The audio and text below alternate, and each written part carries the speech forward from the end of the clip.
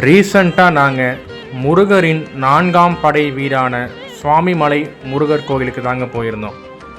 இங்கே இருக்கிற முருகர் பெயர் சுவாமிநாதன். பொதுவாக நம்ம சுவாமினா சிவபெருமானை தாங்க சொல்லுவோம்.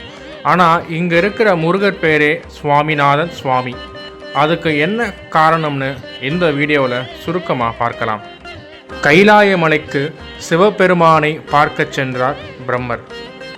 அப்போது வெளியே இருந்த முருகரின் வரவேற்பை நிராகரித்துவிட்டு சிவபெருமானை நேரடியாக பார்க்க உள்ளே சென்றார் பிரம்மர். பிரம்மரின் இந்த செயலை பார்த்து கோபமடைந்த முருகர் அவரை பின்தொடர்ந்து யார் நீ அப்படின்னு கேட்குறாரு. இதற்கு பிரம்மர் சிவபெருமானின் அருளால் பிரணவ மந்திரத்தை மையமாக கொண்டு இவ்வுலகில் படைக்கும் தொழிலை மேற்கொள்பவன் நான்னு கூறியிருக்கிறார். இதை கேட்ட முருகர் பிரணவ மந்திரத்தின் பொருளை என்னிடம் கூறிவிட்டு சிவபெருமானை பார்க்க நீ உள்ளே செல்லலாம் அப்படின்னு பிரம்மரிடம் சொல்லியிருக்கிறாரு. பலமுறை முயற்சி செய்தும் பிரம்மாவால் சரியான பதிலை கூற முடியவில்லை. முருகர் பிரம்மாவின் தலையில் குட்டி சிறையில் அடைத்தார்.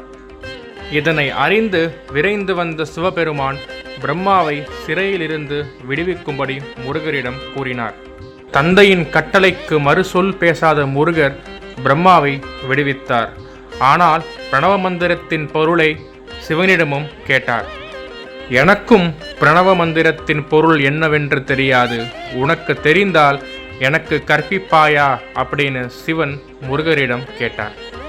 என்னை தூக்கி உங்கள் மடியில் அமர்த்தி வையுங்கள், உங்கள் காதுக்கு மட்டும் கேட்கும்படி பிரணவ மந்திரத்தின் பொருளை நான் சொல்கிறேன்னு முருகர் சிவபெருமானிடம் கூறினார். பிரணவ மந்திரத்தின் பொருளை முருகனிடமிருந்து கேட்டு அறிந்த சிவபெருமான் மகிழ்ச்சியில் ரொம்ப நன்றி சுவாமி அப்படின்னு முருகரை பார்த்து சொல்லியிருக்கிறாரு. இந்த நிகழ்வு தாங்க இந்த கோவில் முருகருக்கு சுவாமிநாத சுவாமி அப்படின்னு பேர் வர காரணமாக இருந்துச்சு. ஆமாங்க, சுவாமினா சிவபெருமானை குறிக்கும், நாதன்னா ஆசிரியர் இல்ல குரு என்ற பொருளும் உள்ளது. சிவனுக்கே குருவாகி பிரணவ மந்திரத்தின் பொருளை சொன்னதால் இங்குள்ள முருகருக்கு சுவாமிநாதன் அப்படின்னு பேர் வந்துச்சு.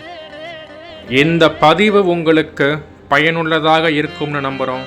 நாளை மற்றொரு அதிசயமிக்க மர்மங்கள் நிறைந்த ஒரு கோயிலை பற்றி தெரிந்து கொள்வோம். சேனலை சப்ஸ்கிரைப் பண்ணி வச்சுக்கோங்க. நன்றி. ஓம் சரவண பவ.